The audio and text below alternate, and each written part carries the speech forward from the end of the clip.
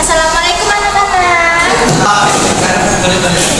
Semuanya kembali ke tempat duduknya masing-masing ya. Oke, selamat pagi. Gimana nih kabarnya kalian? Alhamdulillah, luar biasa. Allahu Akbar. Yes. Alhamdulillah, semoga baik. Sekarang kalian buka buku LKS IPS-nya ya. Halaman 7. Ini saya akan menjelaskan sedikit tentang kemerdekaan yang diwujudkan dari masa kemerdekaan Indonesia yang asli. Jadi masa Orde Baru itu dimulai pada tahun 1666 sampai 1998. Di sini ada perkembangan politiknya, yaitu yang pertama adalah super semar, lalu ada penataan stabilitas politik, penyederhanaan partai politik, pemilihan umum, dan juga ada P4, yaitu pedoman penghayatan dan pengamalan Pancasila dan Reformasi ABRI. Lalu ada perkembangan ekonominya, yaitu ada program jangka panjang dan juga program jangka pendek yang sudah saya jelaskan pada minggu lalu, dan saya harap semoga kalian mengingatnya ya. Jadi sekarang saya akan mengadakan ulang kalian. Semuanya harap buku atau HP dimasukkan ke locker ya, atau tas ya. Kemarin kita baru belajar ini, masa kita langsung buka? Iya. Kemarin kan saya suruh kalian belajar, juga dari malam memangnya kalian udah belajar pelajaran IPS. Tapi pertemuan kemarin kan baru beberapa materi saja Bu. Iya, belum semuanya, belum semuanya. Saya memang Iya. ya, tapi kemarin kan saya kan sudah bilang ke kalian untuk belajar kan.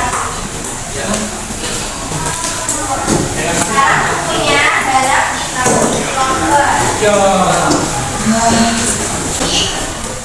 Tolong kerjakan dengan jujur ya. Baik Bu.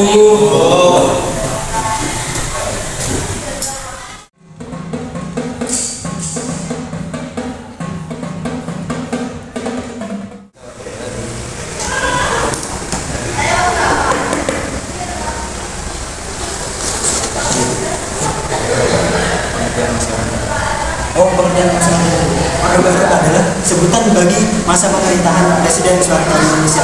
Nah, lahirnya Orde Baru ini diawali dengan dikeluarkannya surat perintah pada tanggal 11 Maret 1966.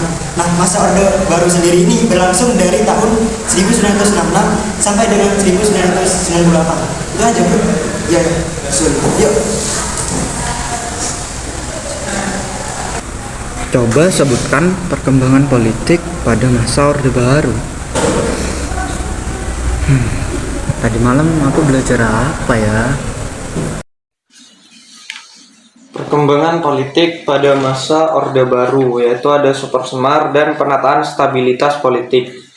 Yang super semar, pasca penumpasan G30 SPKI, pemerintah ternyata belum sepenuhnya berhasil melakukan penyelesaian politik terhadap peristiwa tersebut. Hal ini membuat situasi politik tidak stabil. Kepercayaan masyarakat terhadap Presiden Soekarno semakin menurun. Kondisi ini mendorong para pemuda dan mahasiswa melakukan aksi-aksi demonstrasi menuntut penyelesaian yang seadil-adilnya terhadap pelaku G30 SPKI dan perbaikan ekonomi. Pada tanggal 12 Januari 1966, pelajar, mahasiswa, dan masyarakat mengajukan 3 tuntutan rakyat Tritura.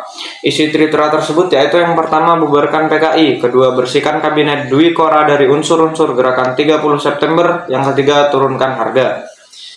Lalu yang penataan stabilitas politik, yaitu pada tanggal 12 Maret 1967, Sidang Istimewa MPRS menetapkan Letjen Soeharto sebagai pejabat presiden. Kemudian pada tanggal 27 Maret 1968, MPRS mengukuhkannya sebagai presiden penuh. Setelah memperoleh kekuasaan sepenuhnya, pemerintah Orde Baru melaksanakan penataan stabilitas politik. Langkah-langkah yang dilakukan untuk penataan stabilitas politik sebagai berikut. yaitu yang pertama pemulihan politik luar negeri Indonesia bebas aktif, pemulihan hubungan dengan Malaysia, kembali menjadi anggota PBB, dan ikut serta memprakarsai pembentukan ASEAN.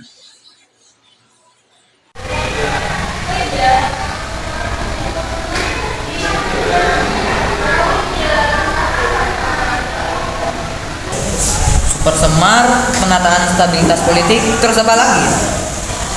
Dran, kan perkembangan politik ada supersemar sama penataan stabilitas politik. Terus selain itu ada apa lagi ya? Lupa loh. Iya ya. Nah, jadi selain supersemar dan penataan stabilitas politik itu ada penyederhanaan partai politik, terus yang kedua ada pemilihan umum, yang ketiga ada pedoman, penghayatan dan pengamalan Pancasila atau P4, dan yang terakhir itu ada fungsi ABRI. Itu apa ya? Saya dengar ada yang ngobrol-ngobrol. Tolong semuanya jangan menyontek karena ini adalah ulangan harian dan merupakan tugas individu kalian masing-masing. Mengerti?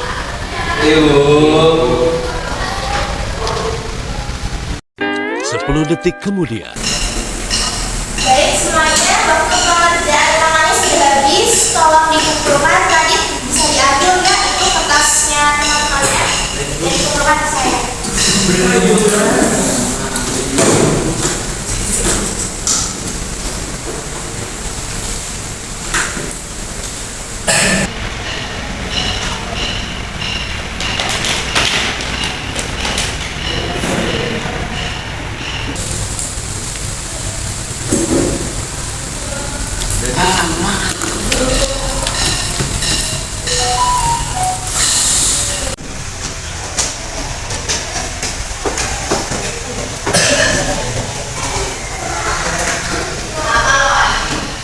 Baik semuanya, terima kasih atas usaha kalian semua dan sekarang kalian boleh istirahat. Saya permisi dulu ya.